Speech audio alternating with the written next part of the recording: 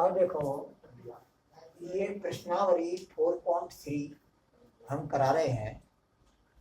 ये सारणिक का प्रयोग करके यानी डिटरमिनेंट का प्रयोग करके हमें त्रिभुज के क्षेत्रफल ज्ञात करने हैं। और ये त्रिभुज के शीर्ष दिए हुए हैं प्रत्येक खंड में, और सारणिक का प्रयोग करके त्रिभुज का क्षेत्रफल ज्ञात करना है। तो कैसे करते हैं, क्या कायदा है, ये समझो। देखो, फर्स्ट त्रिभुज का क्षेत्रफल बराबर 1/2। देखो 1/2, 1/2, 1/2, 1/2। अब ये डिटरमिनेंट का निशान लगाया। देखो 1 0, 1 0, 6 0, 6 0, 4 3, 4 3, इस तरह से हम लिख लेंगे। फिर यहाँ पर तीसरे स्तंभ के लिए हम क्या करेंगे, 1 1 लिखेंगे सभी खंडों में। फिर उसको हम डिटरमिनेंट की कायदा से उसका मान ज्ञात करेंगे। इक्वल टू 1/2 बड़ा कोष्टक शुरू, 1 1। अब ये पहली पंक्ति, ये पहली पंक्ति और पहला स्तंभ कैंसिल हो जाएगा। इसका गुणा इसमें होगा तो 0, 3 का गुणा 1 में होगा तो ऋण 3।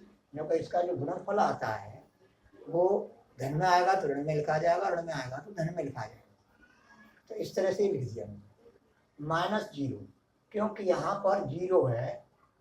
तो 0 है तो 0 कोष्टक के अंदर कोई भी संख्या आवे और 0 का हम गुणा करेंगे तो 0 ही आएगा।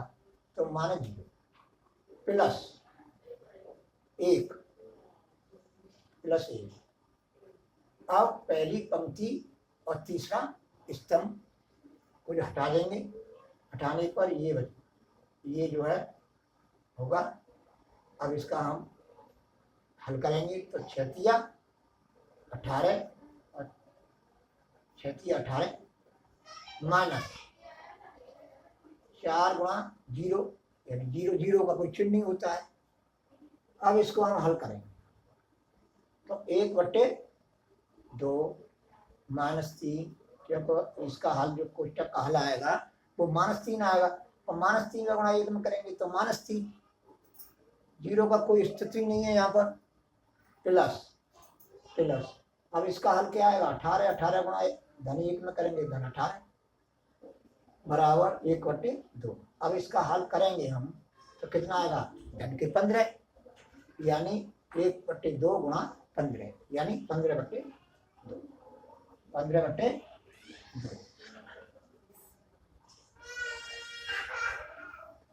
गुणा का चिन्ह लगा। अब देखो इसका 15 आ रहा है तो 1/2 गुणा 15 बराबर 15/2 वर्ग का। ये तुम्हारा आंसर आ गया पहले खंड का क्षेत्र, त्रिभुज का क्षेत्र। दूसरे खंड का इसी तरह से त्रिभुज का क्षेत्रफल बराबर 1/2, 2 7, 2 7, 1 1, 1 1, 10 8, 10 8। और फिर तीसरे स्तंभ में लिखेंगे 1 1। फिर इसको हम डिटरमिनेंट का मान निकालेंगे तो 1/2, 2, ये 2 पहली पंक्ति के सापेक्ष हम प्रसरण कर रहे हैं। 2, ये कैंसिल, ये कैंसिल, 1 ऋण 8, 8 1 8, धन के 8 आ रहे हैं गुणनफल तो ऋण के 8। अब यहाँ पर जो होता है, जो अवयव होता है पहली पंक्ति का, वो चिन्ह बदल के लिखा जाता है। यहाँ पर प्लस का हुआ माइनस का, माइनस का हुआ था प्लस, और बाकी के में यहाँ पर और यहाँ पर जो है यथावत रहते हैं। तो ऋण 7। तो दूसरा स्तंभ पहली पंक्ति हटा देंगे, हटाने के बाद ये एलिमेंट रहेंगे, इनका गुणा कर देंगे 3। 1 गुणा 1 1, 10 गुणा 1 धन 10 लिखेंगे हम ऋण 10, प्लस 1 प्लस 1। तीसरा स्तंभ पहली पंक्ति को हटा देंगे तो 8 1 8, कहते लिखते हैं जैसा गुणनफल आता है। अब इस साइड का जो है धन के 10 आ रहे हैं तो हमने लिख दिए ऋण के 10 बराबर 1/2। ये इसका हल कितना आएगा, ऋण 14, क्योंकि ऋण 1 में से, ऋण 8 में से और 1 जाएगा तो ऋण के 7 बचेंगे। ऋण के 7 का गुणा 2 में करेंगे तो ऋण के 14 हो गए। ऐसे ही यहाँ पर ऋण 9 पर गुणा ऋण 7 में करेंगे तो प्लस के 63। इसको हल करेंगे -2 का गुणा धन 1 में करेंगे तो माइनस के 2। आया। अब इसको हम ऋण 14 और ऋण 2 कितने हो गए, ऋण 16, 1/2 तो चलेगा प्लस 63 1/2 गुणा, अब इसका जो हल आएगा वो घटा करके कितना आएगा, प्लस में 47 बराबर 47/2 वर्ग इकाई या वर्ग मात्र। थर्ड, त्रिभुज का क्षेत्रफल सेम इसी प्रकार से हलेंगे, बराबर 1/2 ऋण 2 ऋण 3 ऋण 2 ऋण 3 3 2 3 2 ऋण 1 ऋण 8 और तीसरा स्तंभ 1 बराबर 1/2 ऋण 2 ऋण 2 लिख दिया। पहली पंक्ति पहला स्तंभ कैंसिल कर दिया, हटा दिया। 2 एकम 2, यदि माइनस के 8 आ रहे हैं गुणा तो प्लस के 8। ऋण 3 है तो यहाँ पे हमने धन 3 लिख दिया। अब ये जो एलिमेंट होते हैं, ये एलिमेंट यहाँ पर जो कच्चा लिखा जाएगा, और ये एलिमेंट यहाँ पर होता है वो यहाँ पर यूँ कच्चा लिखेगा, प्लस का हो तो प्लस का, माइनस का हो तो माइनस का। लेकिन परंतु ये जो एलिमेंट है पहली पंक्ति का, इसका हम चिन्ह बदल के लिखते हैं, जैसे यहाँ पर लिख दिया। अब ऋण 2 है, ऋण 2 ये मैंने बता दिया, +3 चिन्ह बदल दिया, +3 ये कैंसिल 3 एकम 3 3 एकम 3। ऋण 1 आ रहा है इसका गुण, तो मैंने क्या लिख दिया, धन 1 +1 यहाँ पर आ गए +1, तो ये कैंसिल, यानी तीसरा स्तंभ पहली पंक्ति हटा करके ये बनेगा, इसका हम गुणा करेंगे तिर्य गुणा, तो आप माइनस के 24 और ये माइनस के 2 रहे हैं तो यहाँ पर लीजिए प्लस के।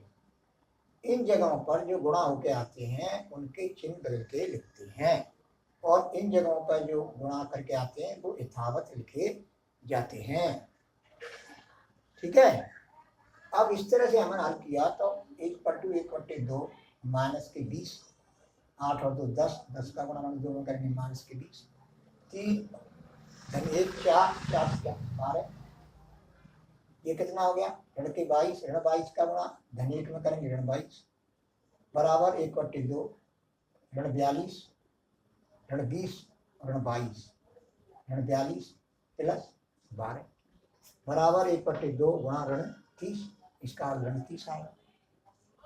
अब 2 का भाग ऋण 30 में लाएंगे तो -15 आएगा। अब -15 आएगा, लेकिन त्रिभुज का क्षेत्रफल अगर माइनस में आता है तो उसको हम पॉजिटिव में लिखते हैं, यानी धनात्मक लिखते हैं। क्यों लिखते हैं कि त्रिभुज का क्षेत्रफल माइनस में नहीं होता है, यानी 0 से छोटा क्षेत्रफल नहीं होता है। इसलिए ऋण चिन्ह को हम हटा देंगे, बराबर 15 वर्ग इकाई ऋण चिन्ह को छोड़ने।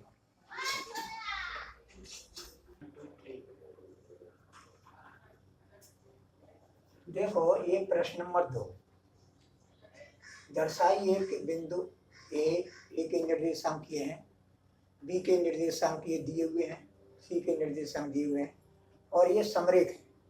ये हमको सिद्ध करना है कि ये तीनों बिंदु समरेख हैं, यानी एक ही रेखा पर स्थित हैं। सॉल्यूशन, हम जानते हैं कि 3 या 3 से अधिक बिंदु जब एक ही रेखा पर स्थित होते हैं तो वे बिंदु समरेखी बिंदु कहलाते हैं। यहाँ पर 3 बिंदु दिए हुए हैं और वे बिंदु समरेखी होंगे तो त्रिभुज का क्षेत्रफल 0 होगा, क्योंकि 3 समरेखीय बिंदुओं से त्रिभुज नहीं बनेगा। ये मैंने ये चित्र बना दिया है, दर्शा दिया है कि यह कोई रेखा और इस पर ये तीनों बिंदु हैं तो त्रिभुज बनेगा नहीं। तो कहने का तात्पर्य है कि समरेखी बिंदु सिद्ध करने के लिए त्रिभुज का क्षेत्रफल 0 दर्शाना होगा। अब त्रिभुज ABC का क्षेत्रफल निकाल के देखेंगे 0 आ रहा है कि नहीं आ रहा है। तो 1/2 पहले की भांति हमने बताया त्रिभुज का क्षेत्रफल कैसे निकालते हैं।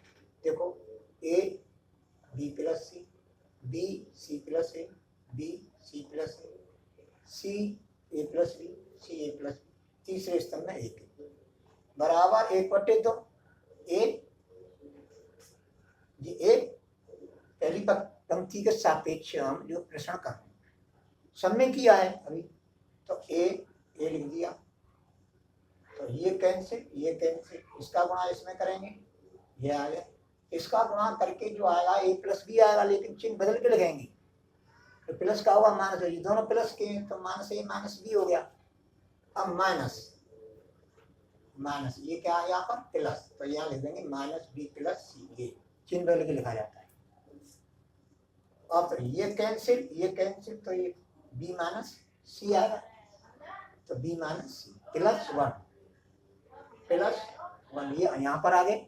अब पहली पंक्ति तीसरा स्तंभ कैंसिल हो जाएगा, तो इसका गुणा इसमें करेंगे तो ये प्राप्त होगा, इसका गुणा इसमें करेंगे और गुणा करके जो आएगा गुणनफल उसका चिन्ह बदल के लिख देंगे, तो माइनस के सी स्क्वायर माइनस के सी 1/2, फिर क्या है ये कैंसिल हो गए, सी ए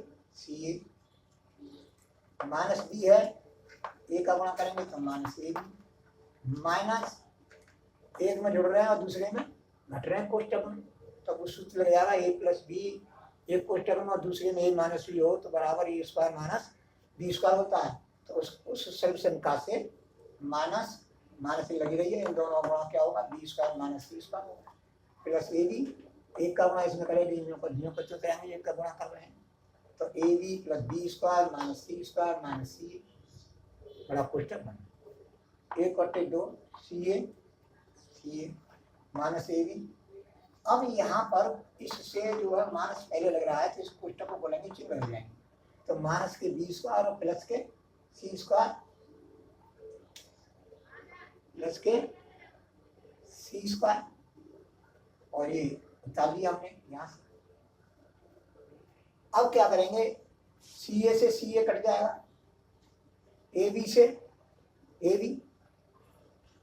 बी स्क्वायर से बी स्क्वायर, सी स्क्वायर से सी स्क्वायर, ये कैंसिल हो गए, ये सभी जो है कैंसिल हो, ये सभी कैंसिल हो, तो क्या रहा 0, तो 1/2 का गुणा हम 0 में करेंगे तो 0 वर्ग इकाई, तो त्रिभुज का क्षेत्रफल 0 आ रहा है,